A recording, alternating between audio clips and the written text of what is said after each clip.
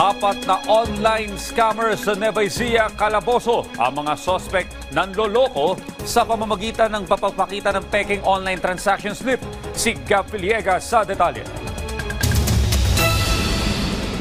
Laglag sa kamay ng mga pulis ang apat na online scammers sa Talavera, Nueva Ecija. Isang suspect ang nag-order ng motor parts na nagkakahalaga ng higit 800,000 piso. Napaniwala raw ang motorsport shop owner na nagbayad na ang suspect.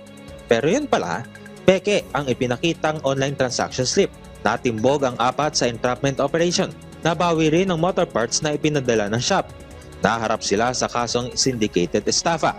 Pinaghahanap pa ang kasabwat nilang nagpanggap na buyer. 20 bahay ang tinupok ng apoy sa North Reclamation Area sa Cebu City. Nagsimula ang sunog sa isang oil depot nitong Sabado. Pahirapan ang pag-apula ng apoy dahil sa ammonia at nakaimbak na diesel fuel. Inaalam pa ang mitya ng sunog na tumagal ng 3 oras. Wala namang napaulat na nasaktan sa insidente.